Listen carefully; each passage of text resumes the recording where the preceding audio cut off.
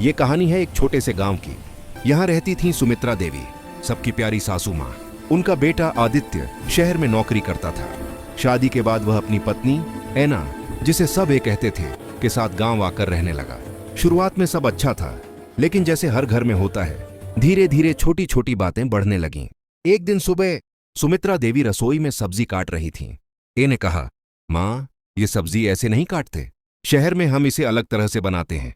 सुमित्रा देवी को बुरा लगा। उन्होंने जवाब दिया, बिटिया, हमें शहर की आदतें मत सिखाओ।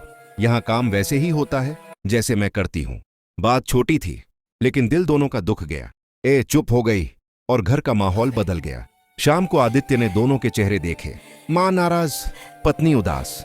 उसे समझ आ गया कि कुछ ठीक नहीं है। रात को आदित्य ने पहले माँ से कहा, माँ, ए बुरी नहीं है, बस नए माहौल में है, उसे थोड़ा समय दीजिए। फिर ऐसे कहा, ए माँ की दुनिया ये घर ही है, उन्हें लगे कि तुम उनकी जगह नहीं ले रही, बल्कि उनका साथ दे रही हो।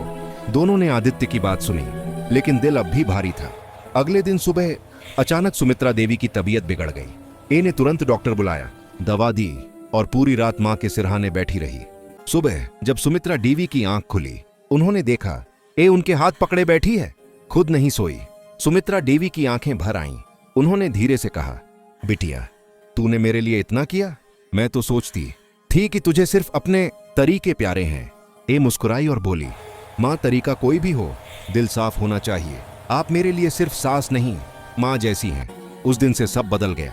सुमित्रा देवी रसोई में ए को गांव का तरीका सिखाने लगी और ए उन्हें शहर का नया स्वाद सिखाने लगी। अब रसोई में नाराजगी नहीं, हंसी, सीख और प्यार था।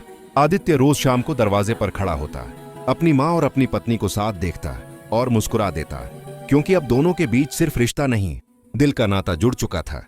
और इस कहानी की सीख यही है, थोड़ी समझ, थोड़ा झुकना और थोड़ा प्यार किसी भी रिश्ते को खूबसूरत बना सकता है।